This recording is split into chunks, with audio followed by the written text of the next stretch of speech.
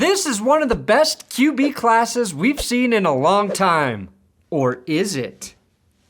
No, it is. I don't know why I said that. The top 3 QBs from this class might all be worthy of the first overall pick. And the quarterback position is as deep as we've seen maybe ever. There are reasons it's getting compared to 1983 when John Elway, Jim Kelly, and Dan Marino came off the board. But that doesn't mean these quarterbacks are perfect. Oh, heavens no. There's something wrong with all of these motherfuckers. My apologies, that was unnecessary. There's something wrong with every one of the major QBs in this class, and I'm about to shine a light on all of the horrible sins committed by these so-called men trying to become NFL passers. This draft to me feels more like 2018 when Lamar Jackson, Josh Allen, and Baker Mayfield were selected. The difference being Caleb Williams feels like the clear-cut number 1. Baker went first overall in 2018, but nobody was sold that he was indeed the best quarterback in that class. Sam Darnold was the second quarterback taken, Josh Allen third, Josh Rosen fourth, and then Lamar Jackson fifth. I think Josh Allen's success has helped move Caleb Williams into the number 1 spot. Lamar's success has Jayden Daniels in the top 3, and the X factors of JJ McCarthy, Bo Nix, and Michael Penix could lead to 5, possibly 6 quarterbacks selected in the first round. All of these guys have flaws. Very distinct flaws, but I'm not making this video to show that this is a bad draft class or suggest that, because it is not. It is important to know the drawbacks of each and every one of these players, because whether those negatives are amplified or not will depend on the situation where they go in the draft. Just look at Bryce Young last year. He went to an unstable organization with a decrepit group of receivers, and surprise, he failed in his rookie year. There are very few QBs that can transcend their surroundings. Peyton Manning. Every one of the quarterbacks on this list will flourish or fall on their face, Josh Rosen, depending on where they go and how they are developed. If the development goes right, Caleb Williams has by far the biggest ceiling of any quarterback in this draft. Dominate. He's got the ridiculous arm, and I don't just mean throwing it far, but I mean throwing it from weird angles and platforms, on the run, through his legs, or out his ass. He's literally shot a football out of his asshole to a receiver, and it counted for a touchdown. Don't try and find the highlight, just trust me. He's really a functional athlete with sub 4.6 speed, and he's like Mahomes in that he's strangely quicker than he looks. And real quick, I found a cool YouTube channel, A to Z Sports Film Room. They've got a ton of breakdowns on the college players. I love this chart they have in their videos, so go check them out if you want more in-depth, detailed breakdowns of these QBs. Not all that tall though for a quarterback at 6'1", but he's tall enough and he's got a good frame. Remember, Mahomes is only 6'2". He's also the most scrutinized quarterback in this class, which is always going to happen when someone is projected to be the first overall pick, especially when people were projecting him to go number 1 since he was a freshman at Oklahoma. In terms of projections, he may be completely off of Cole Beasley's draft board because of his fingernails. Personally, I don't give a shit that he paints his nails or that he dresses androgynously from time to time, although that will absolutely get used against him if he fails in the NFL. Jason Whitlock is already cracking his knuckles and getting ready for when Williams throws his first pick. What I do care about is that he cried to his mommy after losing. Raw emotion, being human, being myself, someone that cares about this team, these guys, winning. I'm kidding.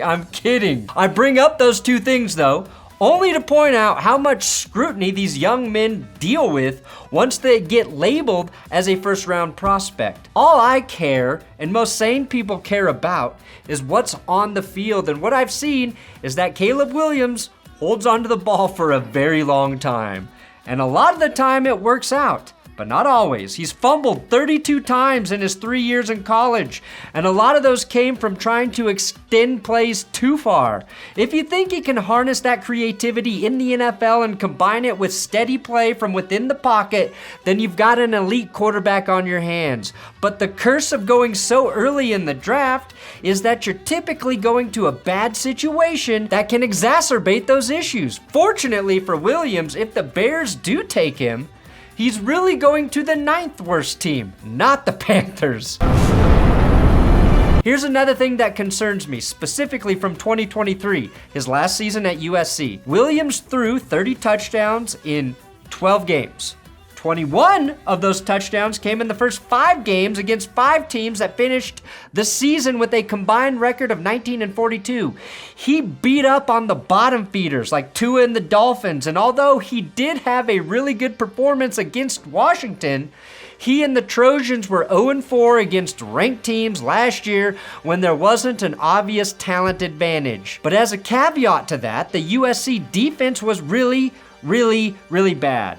If they were a Trojan condom, they'd account for more unwanted pregnancies than alcohol.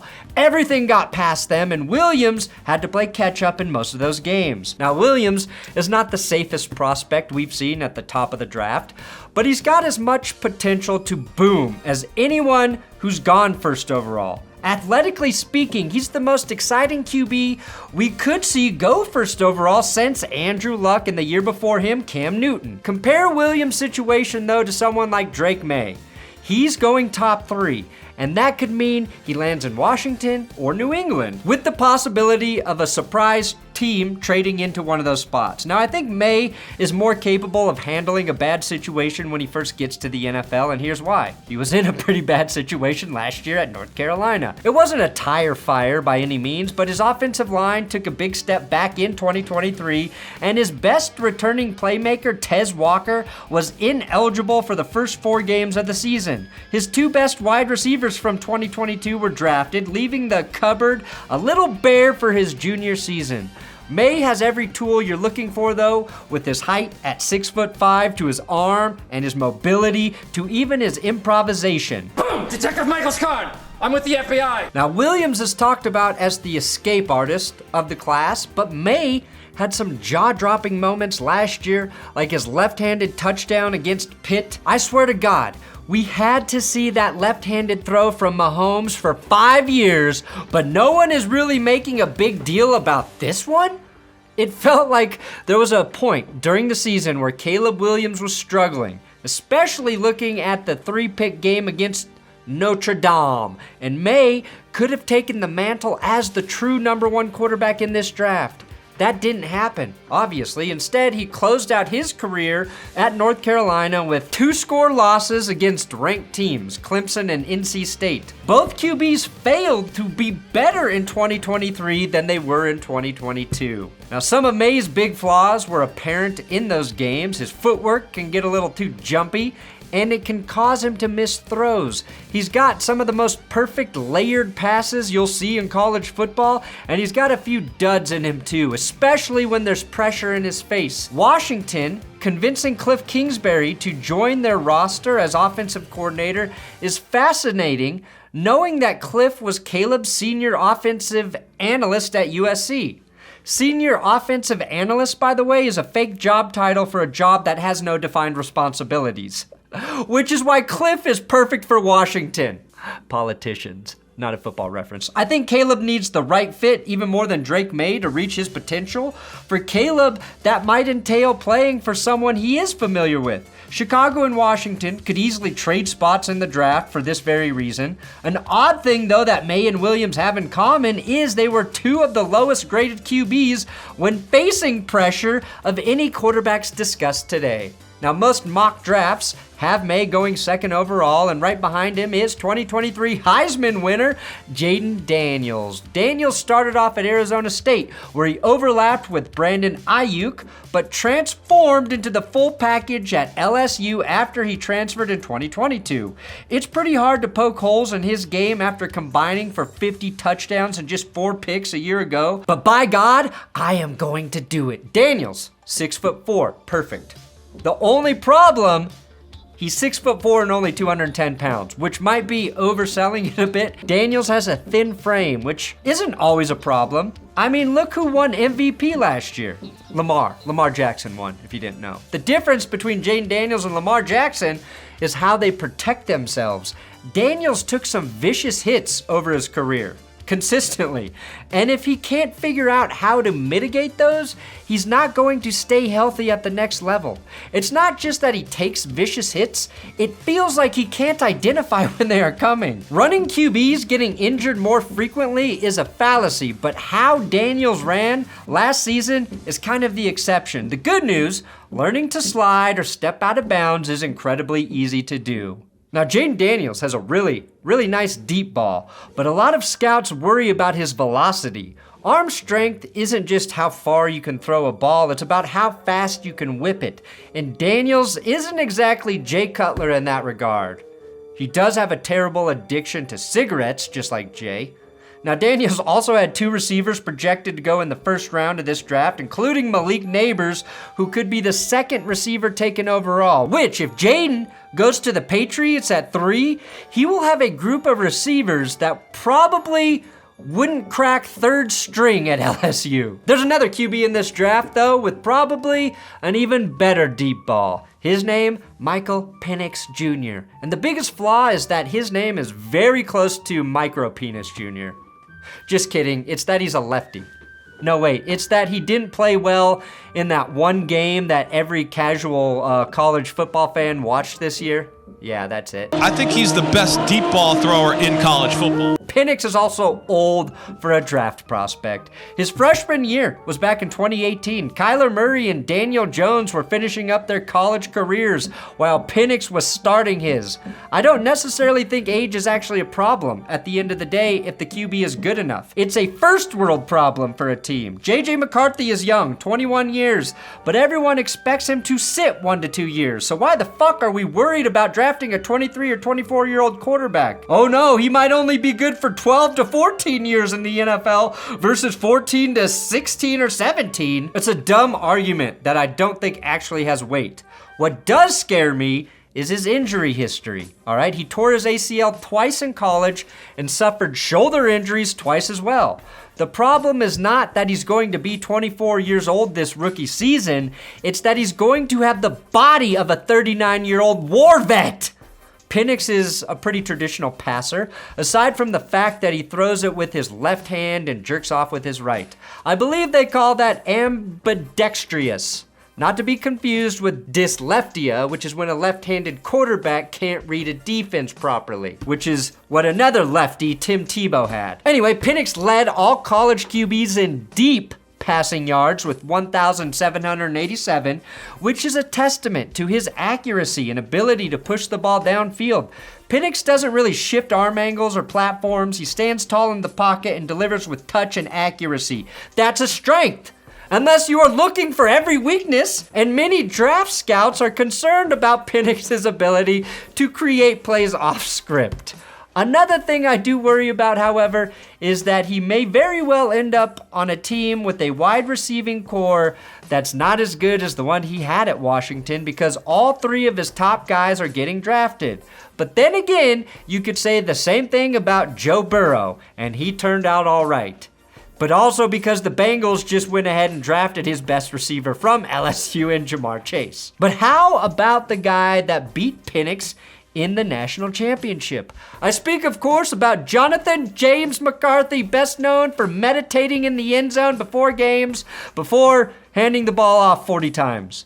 I kid, kind of. The only real flaw in JJ McCarthy's game is that the sample size seems awfully small for a guy who started 15 games last year, and he's apparently rising up everyone's draft boards, including Sean Payton's. Caleb Williams played just 12 games last year, 3 fewer than McCarthy. And he still threw the ball 56 more times than the Michigan quarterback. There's just more to watch for scouts, more to learn, and more to judge. McCarthy was really efficient, averaging 9 yards per attempt, but so much of that was on play action. It's not his fault, though, that Michigan rarely asked him to drop back, read the field, and throw. They really didn't have to with that offensive line and talented ball carrier Blake Corum rushing for 16 TDs.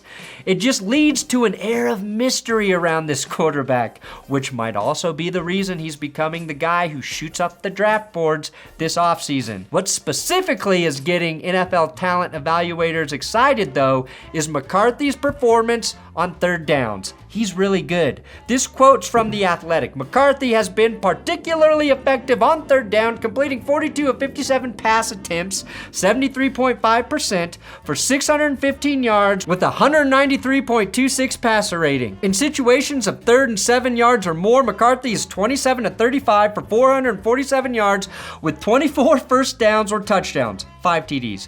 Also helping JJ is he is the most all-American looking quarterback in this draft. According to one draft scout, Drake Maye is the kind of white that would convince you to switch insurance companies. JJ McCarthy's the kind of white you try and marry your daughter to.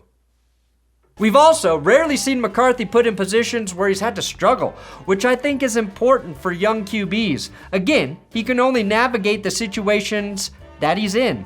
But that dominant offensive line and run game of the Wolverines made life very easy on JJ, and we know there's nothing like that in the NFL, especially when you're being mocked into the top half of the draft. Now, I mentioned Daniels' frame at 210 pounds, so I think it would be silly not to also note that at 6'3", McCarthy only weighs 203 pounds. Instead of buying high school recruits illegal cheeseburgers, maybe Jim Harbaugh should have forced some on his starting quarterback. Now, I'm not going to mention Spencer Rattler today because I did an entire video on him, so go check that one out when you're done because he's the real wild card in this draft. The sample size is limited for JJ McCarthy, but that's certainly not the case for Bo Nix. If you want an idea of how long Oregon QB Bo Nix has been starting in college football, his first game came against Oregon's Justin Herbert back in 2019. He and Auburn won that game, by the way. That was the first of a record 61 starts by a college quarterback. There's plenty of tape on Nix, perhaps too much tape. You might as well throw out the Auburn tape. He was a different QB back then. Nix grew into a much more efficient passer when he moved to Oregon in 2022, a full 2 seasons after Herbert left, where he eventually won Pac-12 Offensive Player of the Year a season ago, edging out Penix for the award despite losing to him twice. When you look at Nix's raw numbers from 2023, it's easy to see why that's the case. 45 touchdowns and 3 interceptions, plus 6 TDs on the ground. He threw for more touchdowns last year with the Ducks than he did in his first 3 seasons at Auburn combined. Great numbers. Suspiciously clean. Almost too good. A little too Raph. A little too Raph. You guys, knock it off. It's very easy to wonder how much of that was generated by the Oregon offense. Tons of screens, RPOs, and vertical routes.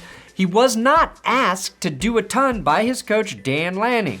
Now, don't get me wrong. He executed a lot of those concepts to perfection. But I want to see what happens in the NFL when his first read is covered or when it's 3rd and long and he has to hit a deep out to move the chains. Because if he just dumps it off to his running back in the flat, he's the Russell Wilson I watched the last 2 seasons here in Denver, and that shit ain't fun. But if he can make quick, on-schedule throws utilizing his superior ball velocity, he can be a perfect NFL QB. Many wonder, though, if he will be able to process the NFL game because with all of the reps he's had in college, it took simplifying the offense in Oregon to get him to thrive. The best way to describe Nix is a point guard. That's not necessarily a pejorative for a quarterback. Brock Purdy was close to winning the Super Bowl as a point guard. It just means he's got to be paired up with a really good offensive play caller and a talented group of receivers to succeed. Fortunately, unlike the top 3 guys at quarterback, he's probably going to a team with a better infrastructure than them. Now that we've pointed out all of their flaws, I want to say I'm really excited to see what happens for all of these quarterbacks. Every quarterback needs a good fit to be successful in the NFL. Josh Allen had Brian Dable to develop him. Mahomes sat for a year behind Alex Smith and has Andy Reid. Tom Brady and Bill Belichick were a match made in hell, which is actually a good thing because they're both the spawns of evil. CJ Stroud is probably light years ahead of all of these guys, and most people thought he wasn't nearly as NFL ready as Bryce Young. The most common thought was CJ Stroud is raw and is going to take a year to develop. So again, we don't know shit, okay? I just took 20 minutes to tell you we don't know shit. Thanks for watching That's Good Sports. Please subscribe here on YouTube. And let me know in the comments which of these quarterbacks you believe will have the most success as a rookie.